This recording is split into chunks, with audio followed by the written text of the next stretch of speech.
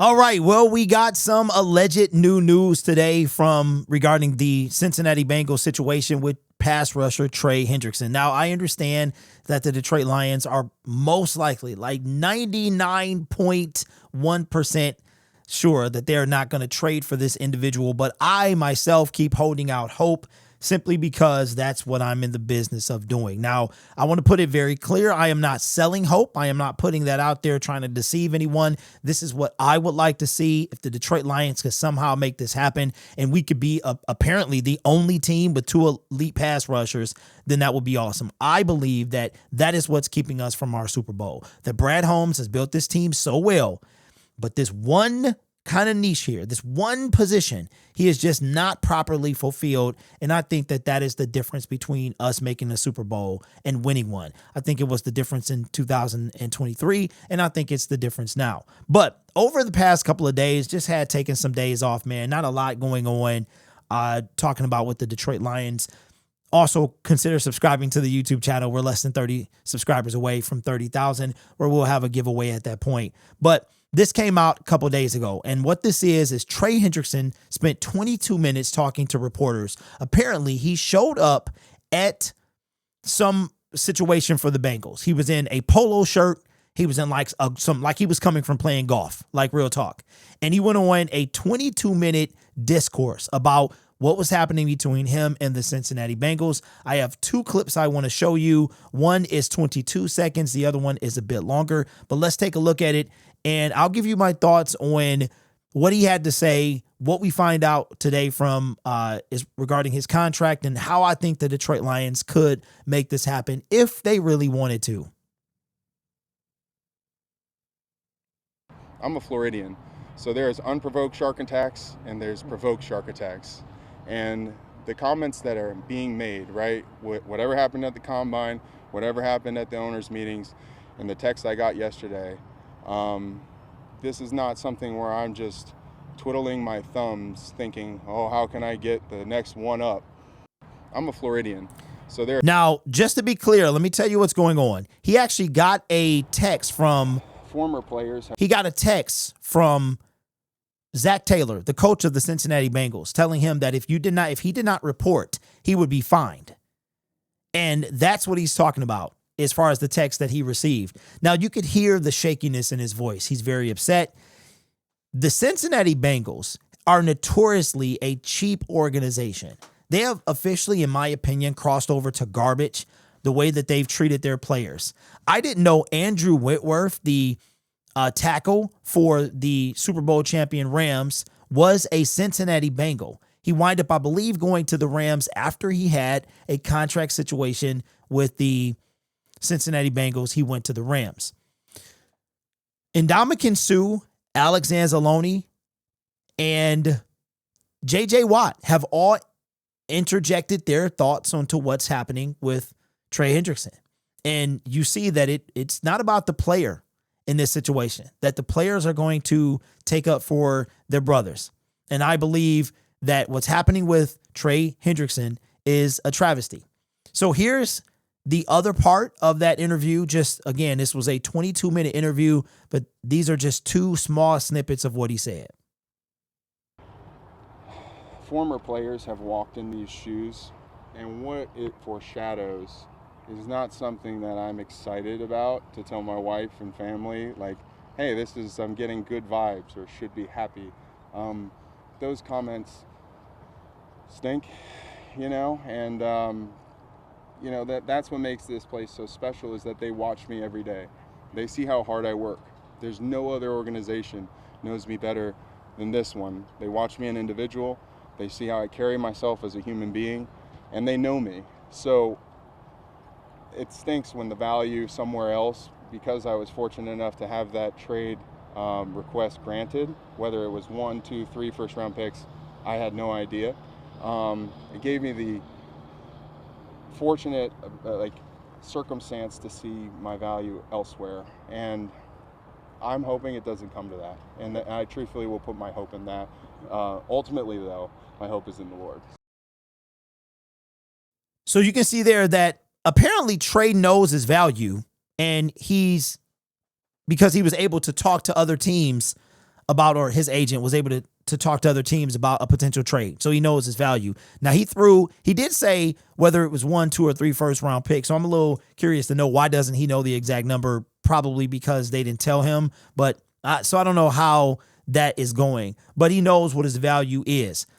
Now, again, keep in mind that the Bengals are a notoriously cheap organization. You can look the way that they treated. The only person they didn't really treat like that was Joe Burrow, but Jamar Chase, T. Higgins, Andrew Whitworth, and now Trey Hendrickson. And they have putzed Trey around for literal years. All right. Now, what is it coming out? This is coming from Bengals Wire, which is, I believe this is the equivalent to like Lions Wire or something like that. Here's what Mike Florio had to say as to what they've heard. Says Hendrickson is due to make $16 million this year. The Bengals, we've heard, offered roughly $28 million per year, whatever the amount, and as importantly, the structure he wants. He had a chance to get it when the team gave him permission to seek a trade. That went nowhere because no one was willing to give him what he wants, especially since they also would have to give the Bengals something in return. So again, it looks like that the Bengals allegedly offered him around $28 million a year. That is on the low side. It really is. His market value, as we go to Spot Track, we'll take a look at that in a minute, but that's below his market value. Now, if I'm Trey Hendrickson, I'm also probably not going to accept that either. The way you have puts me around for years, you literally said, if I ball out, you would pay me. And then I ball out. I lead the league in sacks. I've got 17 and a half. I've got 35 over the past 2 years, and you're going to offer me $28 million. Okay. Now, trust me, I will bring this back to the Detroit Lions. Just stay with me. Let's take a look at Trey Hendrickson's contract. His contract details this year, we know what he's going to get. He's on the last year of his deal. He's not going to play for this amount of money. That's how it kind of comes back to the Detroit Lions. He's not going to play for this type of money. Now, I understand that the Detroit Lions have to pay Aiden Hutchinson. There's a lot of people, Hutch, Jamison Williams, Jack Campbell, Brian Branch, Sam Laporta, all of those guys, Jahmyr Gibbs, all of those guys are due to get paid in the next 2 to 3 years. We're not asking for Trey services the next 2 to 3 years. Now, I want you to keep in mind something that Mike Florio said.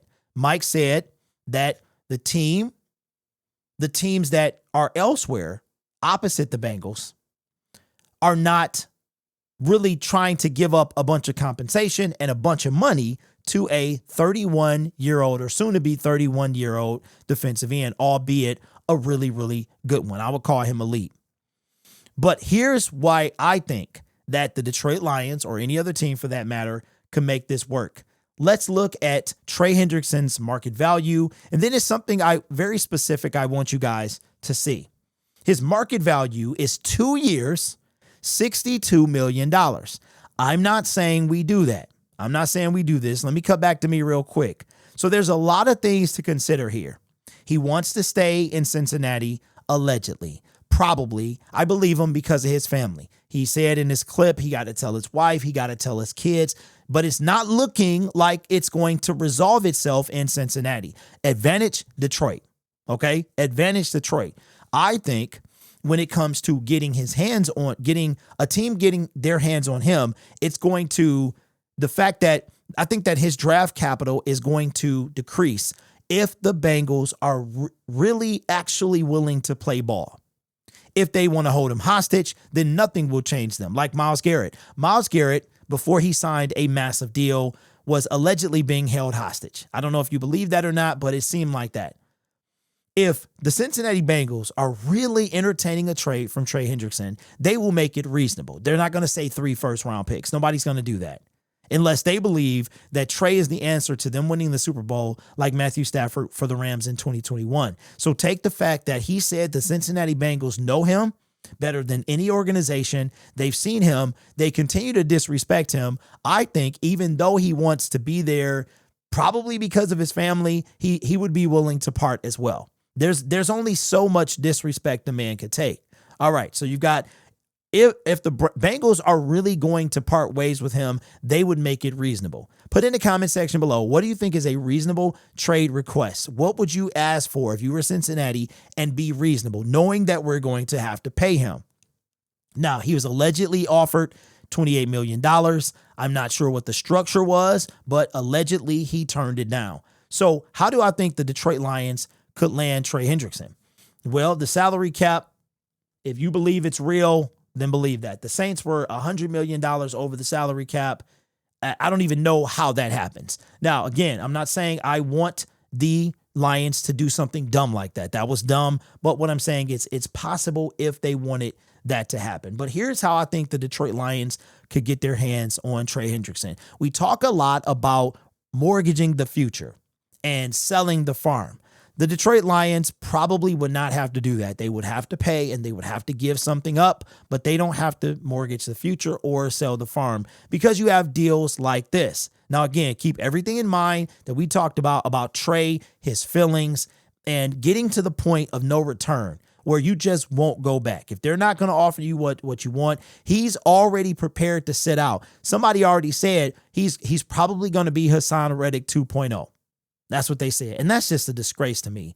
That is a shame. The Bengals should just let this man go. Just trade him and get it over with. Get it over with because the blood is too bad. I myself don't know how you come back for this, but I guess if I was getting offered $30 million a year, I guess that would make me feel a whole lot better. But some things are worth more than money. So we've seen something like this play out before. So check this out. In 2023, July, Trey Hendrickson signed a one-year, $21 million deal. We've seen multiple deals like this, okay, where a player signs a one-year deal. I had a very spirit discussion with Booner from Crunch Time Sports. We were on Twitter. It got a little spirited, man, not gonna lie. About the Trey Hendrickson discussion. And my philosophy is we've seen Daniil Hunter. We've seen Andrew Van Ginkel. We've seen players get one-year deals and they move on after that. No commitment after that one-year deal. So Trey got a one-year extension that I assume was the year that he's in now or heading into. A one-year extension worth $21 million. If we were to trade, you've got the draft capital and you've got the money that you're going to have to pay Trey as well. So why can't we entertain? Maybe we can restructure some things. Again, I'm not in charge of the contract. That's not my specialty. It's not even my concern to know how that works. The over-the-cap guys can do that. Brad Holmes and his crew can worry about that. But I know it can be done. And I'm pretty sure it can be done without breaking the team. Pretty sure. And if you commit to Trey or don't commit to Trey past this year, then that keeps money for the back end, the future years to pay everybody else as well. Now, of course, everything has to line up for this. The Cincinnati Bengals have to be willing to give Trey up for a reasonable value. Trey has to be willing to come to a team that may not give him a multi-year deal, and they might both be at that point. And that's when you would have a team like the Detroit Lions ready to scoop up, give him a decent deal. All right. So if he's making whatever he's making this year, you incentivize that. And here's what I think too. Yes, Trey wants a long-term deal, but what are the odds that he gets that? It's unfair, but what are the odds that he gets that? Myles Garrett got it. Max Crosby got it. Trey should get it as well. But if he just wants to get out of there, he'll do what it takes, adjust, adapt, play out this year, and go get his bag year after, whether it's in Detroit or somewhere else. So I'm kind of having the Detroit Lions kind of slide in at that last minute, slide in the DMs at the last minute, kind of take advantage of the desperation for both the Cincinnati Bengals and Trey Hendrickson. You get to a point where you're just ready to go. And are you willing to take a little bit of extra money, play out one-year deal, and keep it moving after that? So that's how I think the Detroit Lions can get their hands on Trey. Do I think he's going to leave? I don't know. The Cincinnati Bengals have all the power. If he sits out, he will still be on the team next year. So if, at least I believe so, I don't think you can sit out and then your contract expires. I know Le'Veon Bell sat out, then he wound up getting released or something like that. So they could do that if they wanted to, but as far as you don't get to sit out and then your contract expires, at least I don't believe that's the way it works. So Trey is either going to sit out, or he's going to be traded. He's either going to get that deal or he's not. So again, the Detroit Lions could be at the right place at the right time with the right offer and slide in. It's just a matter of are the Cincinnati Bengals willing to play ball, be reasonable, how bad Trey really wants to get out of there, and how much the Detroit Lions will be willing to pay. So the question that I'm going to put before you is, if the Detroit Lions could trade for Trey and he was a 1-year deal, a 1-year loaner, would you do it? If he could be traded, if he was traded to us and for the 2025 season, would you do it? He would be a loaner. You would give up draft capital. You would pay him whatever it is. You don't have to. Like, remember, all the eggs are in Trey. Now they're not gonna trade and then he doesn't play, or trade and he doesn't play. But all the eggs are in the Cincinnati Bengals basket. Trey has like no power in this situation, so he can be traded. He can be all of this stuff. He could even be asking for, I don't know, where he gets to a new team where it's no trade clause or something like that. So the Lions, and plus this dude asked for a trade. So I'm thinking he gets to the point where enough is enough. But let me know what you think. I personally would do it. I would do it. I would trust Brad to work out the money. It's amazing the stuff that he does and nobody really knows. DJ Chark, voided years. We got mad. If you look at a lot of these players' contracts, there's a ton of voided years. And we signed a guy in free agency. Now, granted, $10.5 million or $10 million versus 30. But DJ Chark was coming off he had played 4 games the year before. And this man just came off our books. He played 11 games for the Detroit Lions in 2022, and he just came off our books. You mean to tell me that we can't do that and at least for 1 year be the only team in the National Football League with 2 elite pass rushers? Because that's what I haven't gone to look. I don't really care what other teams are doing. I care about what my team is doing and what they can do, whatever it takes to get us to and win our first Super Bowl. I don't care that the Eagles or that the whoever doesn't have 2 elite pass rushers. I don't care. All I care about is winning Super Bowls. That's it. I care about winning enough games to get to the playoffs, winning in the playoffs to get to a Super Bowl, and winning the first one. After that, then maybe my take will change. We'll see. But let me know your thoughts, man. Is this something you would do? What do you think is going to happen? How do you think this is going to turn out for Trey Hendrickson? I almost called him Trey Flowers, but what's sad is at 7.5 sacks, Trey Flowers at the time would probably be the second best pass rusher on our team. Think about that. This channel is made possible by viewers, subscribers, and members just like you. It's because of your support I get to do what I do. You could be anywhere else on YouTube, but you choose to rock with me. Consider subscribing to the YouTube channel as well. We are less than 30 subscribers away from 30,000 subscribers, where we will have a 30,000 subscriber giveaway of the Villain Lion, which is a lion that looks very similar to, it is exactly like the Motor City Muscle Lion with the black and the gray, 18 inches. We will have the Calvin Johnson Bobblehead, which is this one here. That will be the second prize. And then the third prize will be a mini helmet. You guys are awesome. Take care of yourself and each other. And as always, go Lions.